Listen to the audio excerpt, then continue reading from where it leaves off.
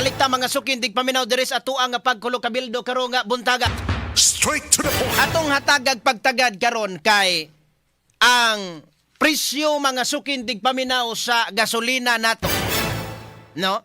Bisan pa man og ang Iran niingo na mga sukindig paminaw nga ilahang paagion ang mga barko mga sukindig paminaw sa Pilipinas nga magkabo o krudo gasolina dito sa Middle East muagi mga sukindig paminaw diha sa Strait of Hormuz. Ningo namang Iran nga okay. So doon na garantiya mga sukindig paminaw nga ang Iran makapaagi sila sa mga barko sa Pilipinas nga magkabo og krudo diha sa Middle East agi sa Strait of Hormuz. So kanang Strait of Hormuz hantod karon sirado paghihapon na mga sukindig paminaw sa mga nasod. Sa mga nasod nga murag adunay threats nila nunay threat nila ba? Unya ang kanang naang Pilipinas kay ang atuang gobyerno mga sukindig paminaw ni hangyo man dito sa Iran taon. Mo na ginay kwan kayo mo na mo toy basic mga sukindig paminaw pamaagi. Nya kinahanglan hangyoon na to ang Iran kay dili ta maka pananglitag di ta makakabo diha gawas nga magbagaba tas ka mahal mga sukindig paminaw precious crudo arita sa delikadog mahutdag supply. Sumuna nga nag-negotiate mga sukindig paminaw nga to ang gobyerno ngadto sa gobyerno sa Iran. Onya kalos Ginoo in town, gidungog ang ato mga pag-ampo in town po. So nisugot sila. Nga kanang na mga barkos Pilipinas basta magkabo lang og oil diha. Basta nga di wala lay, wala moy gitakin-takin dihang bomba.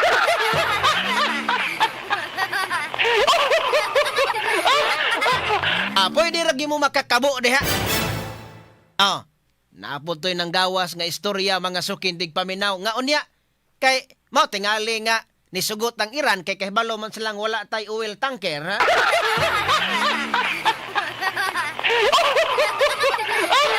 Mapuntoy dadunggan akong kutso-kutso.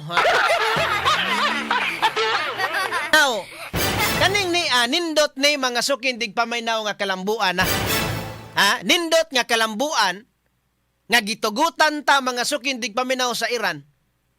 Pero angay tan tugutan kay ikaduha kay ngon man sad ang Iran mga sukindig paminaw nga ang Pilipinas kanang naang delikado pod og dili na to pagion ng Pilipinas kay basig ipabarang ta.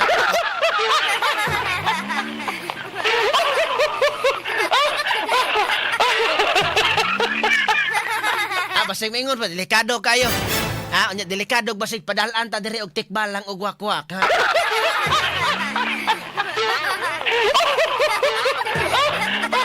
So makaagi ta dito. Makaagi ta dito. Kaning ni ang Strait of Hormuz mga sukin kani mo kaning ni ang kani kapila naman ipakita diri ni Atty. Rufil sa iyang programa mga sukin dig paminaw yahan naman ning isgutan apan karon ang kalambuan nga nindot mga sukin dig paminaw kay kanang Strait of Hormuz nga maoy kanabitang murag kurbada dagat nga ni kurbada mga sukin dig paminaw gatuan ni pabor dito sa sakop sa Iran. Diha mo agi ang atuang nga mga tankers kanang oil tankers. So kaning ni adi nindot na makaagi na ta diha, makakuha na ta didto mga sukindig paminaw og kanang naang supply sa atuang gasolina og krudo. Apan niingon karon ang sekretary sa Department of Energy kon DOE nga kining ni ang pag-agi na to diha or makakabo ta dito mga sukindig paminaw sa Middle East og kanang naang krudo gasolina. Wala gihapon ni magpasabot nga ang atuang presyo mga sukindig paminaw sa gasolina og krudo motibugsok. Unsa may gipaniguro sa Department of Energy? Ang ilang gipaniguro nga dili ta mahutdag supply. Muna makaingon dalan ta bahala diha og kanang naang bahala diha og kanang naang mumahal, importante nga nuna ra tay magamit. Anaa ra tay magamit. Oh. So mo ni mo ni ang kanang na ang mo ni mga sukin dig paminaw ang gipahibalo, no? Strait of Hormuz safe and preferential access secured. So kanang Strait of Hormuz luwas ta nga makaagi diha, secured ta nga makaagi ang Pilipinas mga sukin dig paminaw. So muna nga kanang na ang atua mga sukin dig paminaw ron nga balansiho na lang nga. Sige, ipaagi naman ta dito. Total, makaagi naman ta. Apan ingon pa ang sekretary sa kanang naang sa sekretary sa energy mga sukin dig paminaw nga dili ta maka siguro anak nga mubos gyapon ang presyo. Nga naman, ugmang adlaw pizza sa Tagua City. Pizza City ugmang adlaw. Di ana poy subli mga sukin dig paminaw pagsaka sa atoa nga matag litros gasolina krudo. So ugmang adlaw di ana poy kanang naang pagsaka. Ang projected oil price ugmang adlaw mga sukin dig paminaw Pizza Cities abril ang sa gasolina. Posible nga moabot sa 110 ngadto sa 120 ang matag litro na. Straight to the point. Munas gasolina. Ang sa krudo, posible nga naa sa 165 ngadto sa 170 pesos matag litro sa krudo. Tay mo abot na gawin tag 200.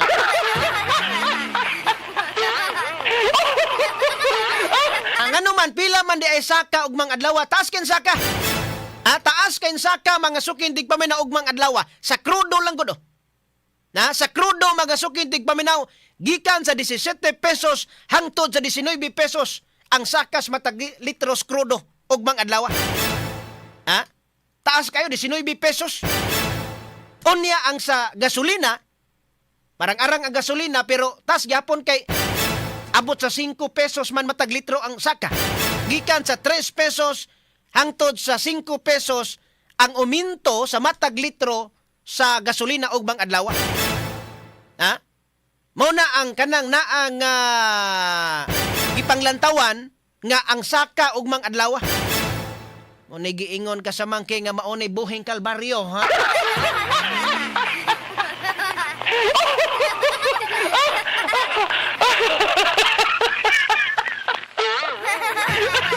Tanawa kay kaning niya karon tasman. Unya wa na nagpasabot nya kanang na ang Strait of Hormuz pagiun ta diha mga barkos Pilipinas. Wa na pasabot nga kanang na nga pagiun ta diha mo us-us na. Tingali mahal gihapon. Apan importante nga dunay supply nga dili na madali og mo us-us man gyud galing. Dili po na dayon madali nga mo us-us.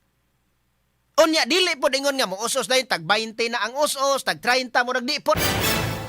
Kay kini ra ba sukad pa sa una mas ang sipa sa pagsaka, ang taas kay ang pagsaka apan ang pagkahagsa mga sukin dig manos presyo.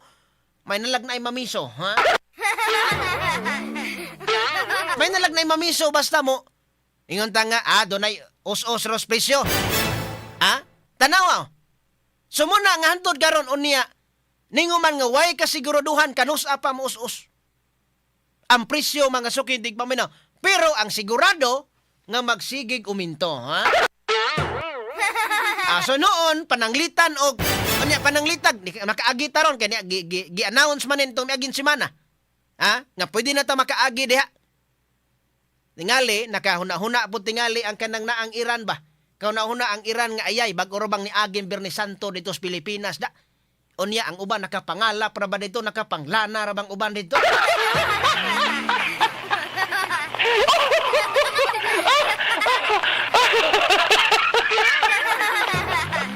Di ba gaw Arnel Bakilta? Gaw, may buntag nimo diha gaw. Basig nakaingon ng Iran pagion na to ng Pilipinas. Pagion na to ng Pilipinas kay niagi ra man Bernie Santo dito unya nakapangala para ba sila dito nakapanglana ra ba sila dito natiblan ra ba ilang himag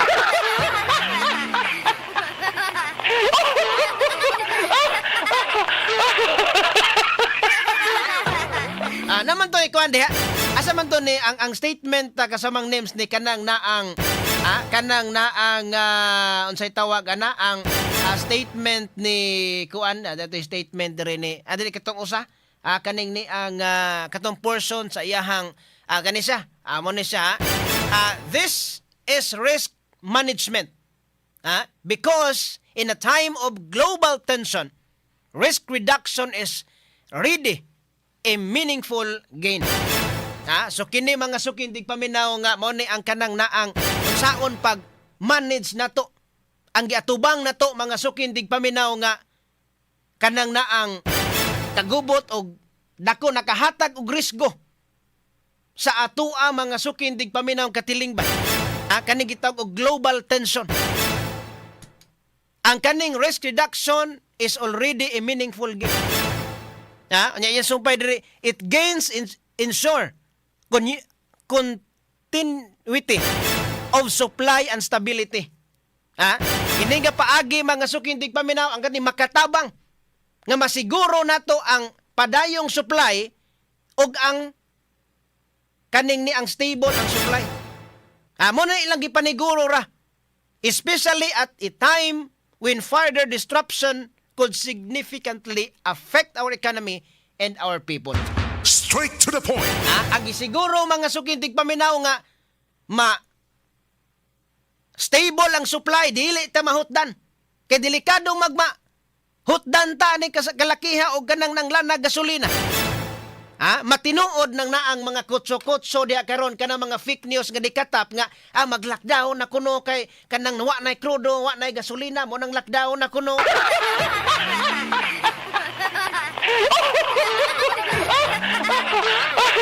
So mo na nga ayaw mo pagpatuo ana ha. Adaghan bita nang utana dito anas amo kay kanigod din sa online, kanigod mga sukindig paminaw din sa kanang naang sa tuang social media daghan kaayo nga mga naghatag dihag mga informasyon. Daghan kay mga sukindig paminaw nga kana bang mo nang ayaw day mog tuod kay bingon la unsa man ni katinuod ka sa mambensi nga adun na kunoy lockdown, mo brand out na kuno usa ka bulan.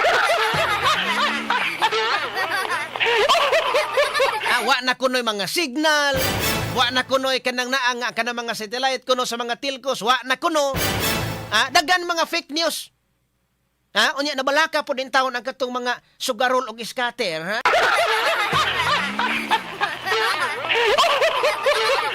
So ato ang usbon kanang mga balita o ninyo nabasahan sa social media, wa ganin ninyo na nadunggi sa DYHP ayaw mo pagtuo.